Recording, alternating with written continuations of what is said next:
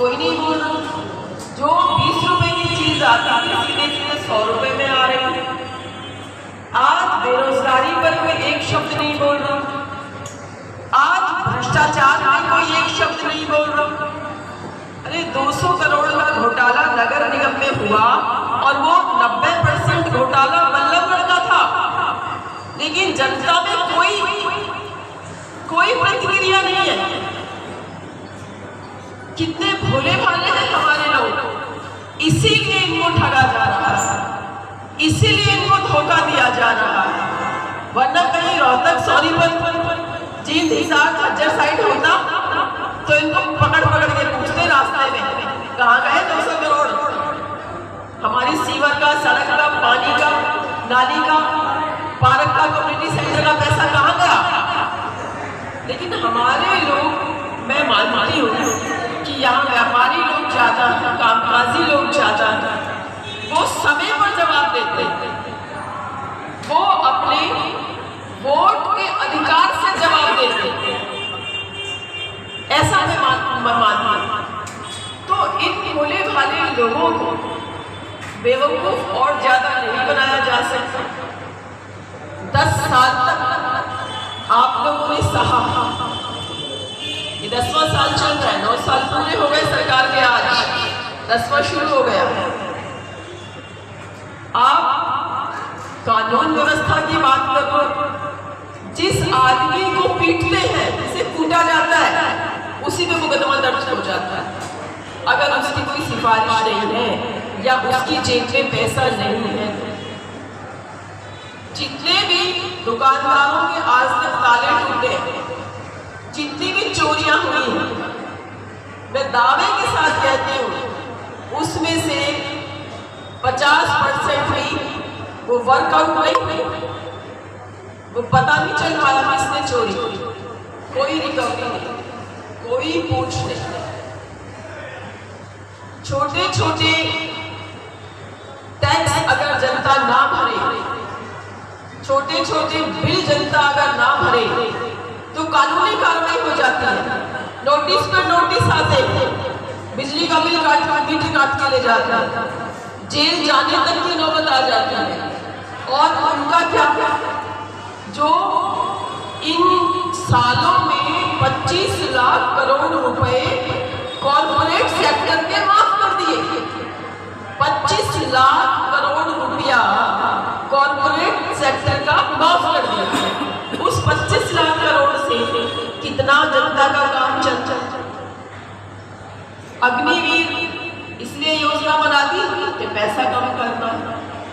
भाई वो पैसा अगर आप माफ नहीं करते तो फौज में रेगुलर भर्ती चल रही थी, अच्छी खासी चल रही थी। हमारे सरकारी कर्मचारियों को ओपीएस नहीं दे रहे, पैसे की कमी। जब वहां बांटोगे तो कैसे वो कमी पूरी होगी।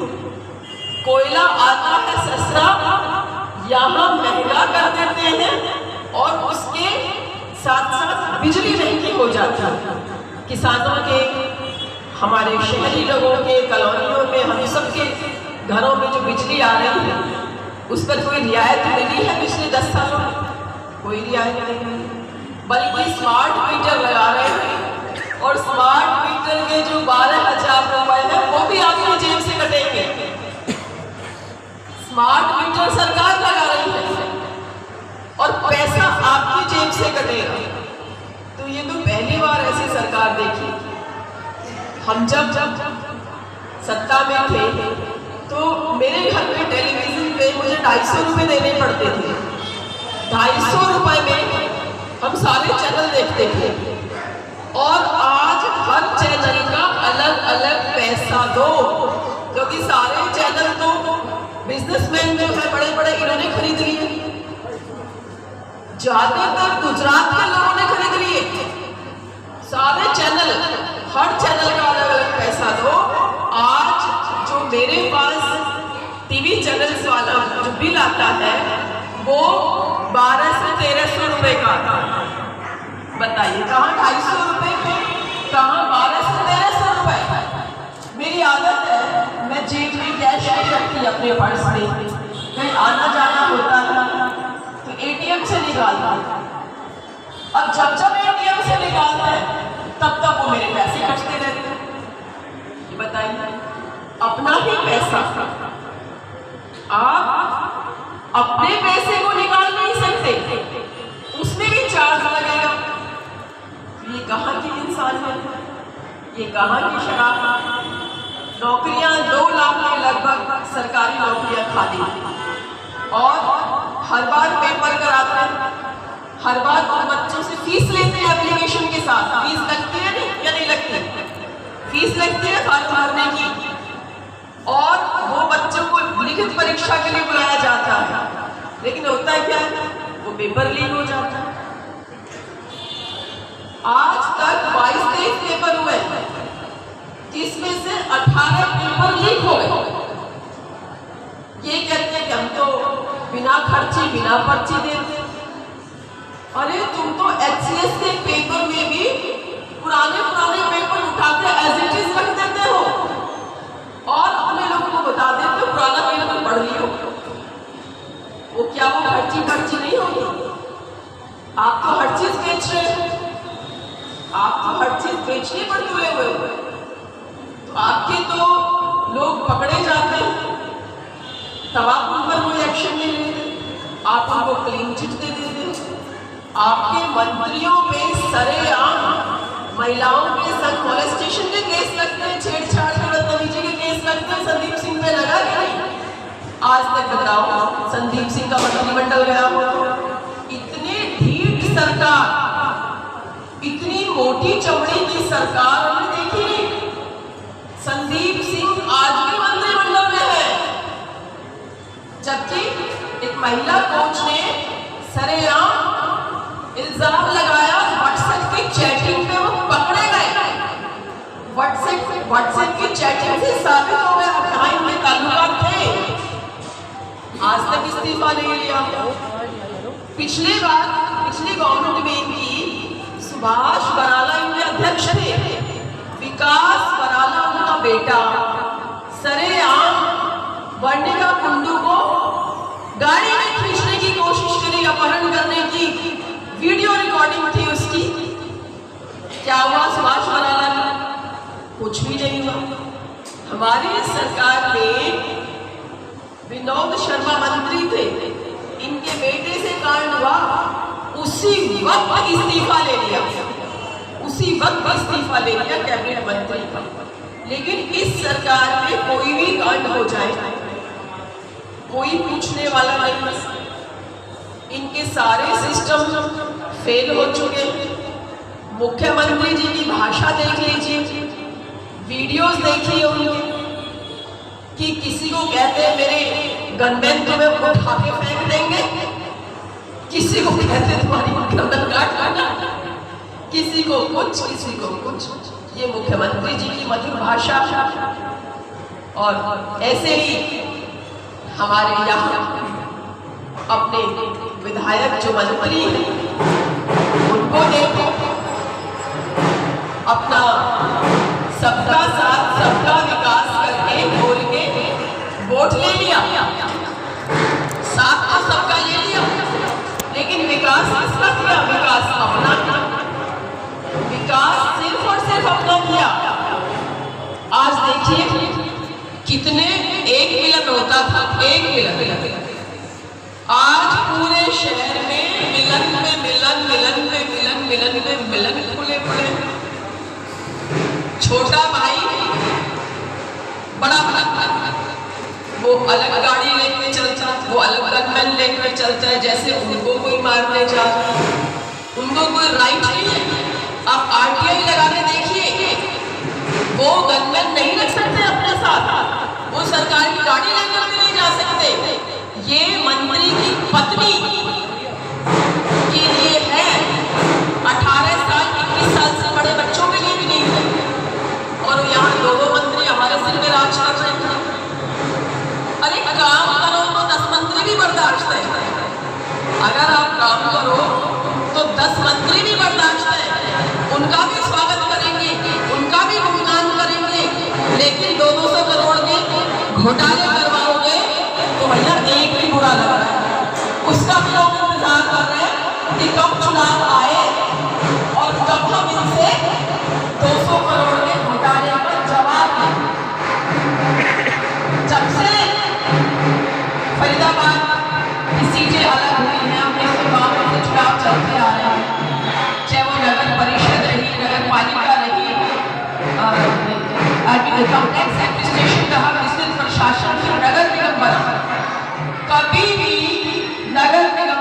घोटाला सुनने के लिए नहीं आया, कोई घोटाला नहीं हुआ, लेकिन इनके राज में खुद कैग ने माना है, सीएजी ने माना है कि हाँ, जो एक संवैधानिक संस्था है कि हाँ 184 करोड़ का घोटाला हुआ है, जो विधानसभा के पटल में माना कि हाँ कैग ने कहा 184 करोड़ का नहीं है, ये तो हजारों करोड़ का है, क्योंकि 2 बार तो रिकॉर्ड रूम में आग लगाई गई नगर निगम की, 2 बार सारे सबूत मिटाए गए।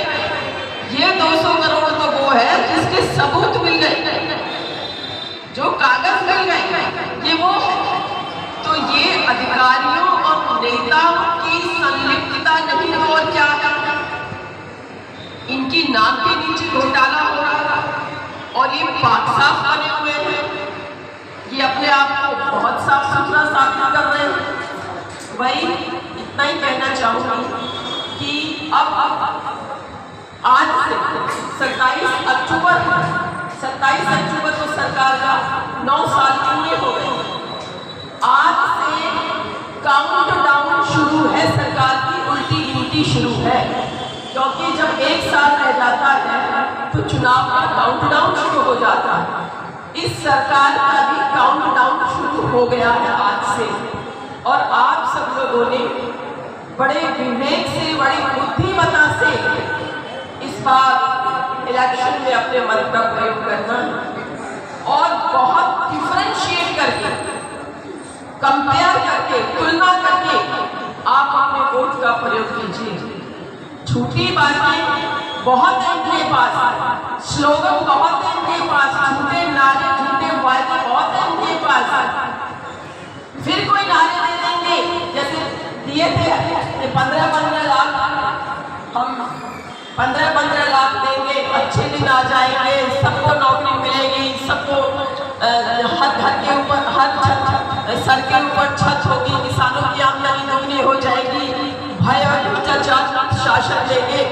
अब फिर चुनाव में कोई ना कोई बात लेकर आ जाएंगे, लेकिन आप वोट देना जनता के मुद्दों पर, महंगाई पे, बेरोजगारी पे, भ्रष्टाचार पे, कानून व्यवस्था पे, कपड़ा पे, रोटी पे, मकान पे, दवाई पे, शिक्षा पे, अपने पार्क पे, स्कूल पे, नाली पे, सीवर पे, कम्युनिटी सेंटर पे, अपने सोशल जो आपकी जरूरतें हैं उन पे आप वोट दीजिए। आप हवाई बातों में वोट मत देना, क्योंकि ये मुद्दों से भटकी हुई सरकार है और अब जनता के मुद्दों को बिल्कुल भूली हुई सरकार है। अब चुनाव में आने के लिए इनके पास कोई मुद्दा नहीं है। अब ये नई चीजें लेकर आएंगे, नए झूठ के साथ आपके सामने आएंगे इन चुनावों में, तो आपने इनके झूठ का और लूट का जवाब अपनी वोट से देना। यही मेरी प्रार्थना है आप लोगों से। 10 साल आपने हमें भी देखा, हमने कोई जुमला नहीं दिया, हमने कोई झूठा वायदा नहीं किया, जो किया वो जो बोला वो करके दिखाया। मेट्रो रेलगाड़ी हम यहाँ तक लेकर आए, जिसको ये बाद में कहते हैं हमने ना, अरे इन्होंने तो चिट्ठी भी नहीं लिखी,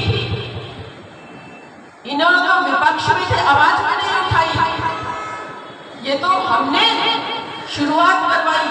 खुद भूपेंद्र सिंह हुड्डा जी यहाँ आकर बस अड्डा पे पत्थर रखते गए, काम शुरुआत करवा के गए। हमने पहली किश्त हमने दी, खुद 10 करोड़ का चेक हम लेकर गए।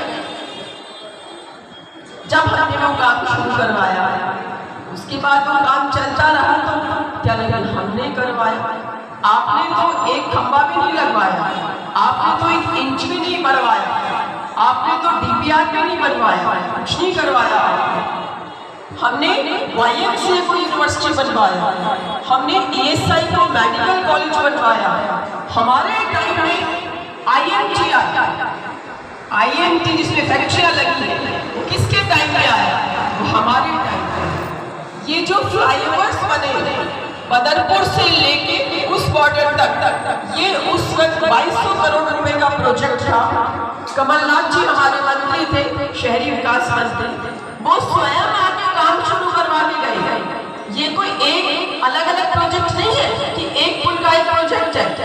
वहां से वहां तक एक प्रोजेक्ट है, टोटल सारे पुलों का मिला के एक प्रोजेक्ट है जो हमने शुरू करवाया, हमारे टाइम में काम शुरू हुआ।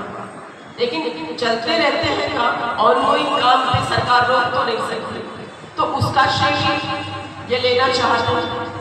तो इन्होंने अपना नया क्या करवाया ये बताएं उसको। चंद सड़कें सीमेंटेड बना दी, उसमें भी 200 करोड़ का घोटाला कर गए, क्योंकि ये घोटाला पूरे जिले का नहीं है, ये 90-95% घोटाला बल्लभगढ़ विधानसभा क्षेत्र का है। जो काम हुए ही नहीं, आपके यहाँ जो रेलिंग लग रही है आगे तिराम रोड पे, 27 लाख की रेलिंग ने 5-7 करोड़ बना दी। ऐसे इन्होंने घोटाले किए, जो काम हुआ नहीं उसकी बिलिंग करा ली, एक काम की 2-2 बार बिलिंग करा ली, एक काम की एडीसी ऑफिस से भी ले लिए पैसे, नगर निगम से भी पैसे ले लिए। इस तरह ये घोटाला बना, तो वो तो पकड़ा गया, पता नहीं और कितना करते, और अभी भी बहुत कुछ निकलना बाकी है, क्योंकि सरकार इनकी जब जांच करने वाले इनके अपने लोग हैं, तो कौन किसको पकड़ेगा। केस इतना हल्का बनाया है कि सब जमानत में बाहर आके खुले घूम, एक भी आदमी ने रिकवरी के लिए नहीं कहा। भाजपा के एक भी व्यक्ति ने ये नहीं कहा कि 200 करोड़ इनसे रिकवर करो। बताइए किसी ने कहा? गुल साहब घोटाला हो गया, रिकवरी नहीं करवा रहे, मौज करो। तो ये तो वो सरकार है कि लाख यतन कर ले दुनिया, हम तो मजे ही लुटेंगे। रिश्वत लेते पकड़े गए थे और थोड़ी सी रिश्वत देकर छूटेंगे, ये वो सरकार है, ये वो सरकार। तो आप लोग बहुत समझदार, बहुत जिम्मेदार नागरिक हैं। यहाँ जहाँ जहाँ भी आपके संपर्क में, आपके रिश्तेदारों में, आपके कार्य क्षेत्र में, आपके दोस्तों में, आपके दूर दराज के मिलने वालों में, सब में बताइए कि सरकार को बदलना, इस बार बेहतर सरकार लाना, और हम लोगों की ओपीएस लागू करेंगे, ओल्ड पेंशन स्कीम लागू करेंगे। सरकार बनेगी तो अग्निवीर खत्म करेंगे। प्रॉपर्टी आईडी, फैमिली आईडी में जो घोटाले हुए हैं, तो सबकी गलत बनी है, वो भी हम खत्म करेंगे। बुढ़ापा पेंशन, विधवा पेंशन, विकलांग पेंशन हम सीधे 6,000 रुपये मासिक करेंगे। जिनकी काटी है 9-10 लाख लोगों की काट दी, बीपीएल काटी, पेंशन काटी, उनकी दोबारा बहाल की जाएगी, 6,000 रुपये पेंशन दी जाएगी। हमारे कांग्रेस शासित प्रदेशों में 500 रुपये का सिलेंडर मिल रहा है, यहाँ सरकार आएगी तो हम भी 500 रुपये का सिलेंडर देंगे, और हर घर को 300 यूनिट बिजली फ्री में दी जाएगी। ये मैंने हमारे कांग्रेस पार्टी का, हमारे बड़े नेताओं का संकल्प पत्र दे रहा, जो उन्होंने मीटिंग करके तैयार किया। तो आपके हर हक की लड़ाई कांग्रेस पार्टी लड़ेगी, जब तक ये सरकार जड़ से नहीं हट जाती है। आप लोगों ने इतना समय दिया, यहाँ बुलाकर मेरा मान सम्मान किया, हमारे साथियों को सम्मान दिया, इसके लिए आप सबका दिल से शुक्रिया अदा करती हूँ। और मैं उम्मीद करती हूँ कि आप आने वाले समय में सभी अपने व्यापारी भाइयों का बहुत प्रयास करें। हमारे लिए कोई भी सेवा हो तो आप अवश्य बताइएगा। हम जैसे भी इसकी हालत में आज इतना वादा तो रख रहे हैं कि इतने काम कोई करे ना करे भाजपा वालों ने, लेकिन हम तो भी ईमानदारी से करने वाले हैं, अपने काम को पूरे करवाने वाले। आपके हर खर्च में, आपकी हर जरूरत में हम लोग साथ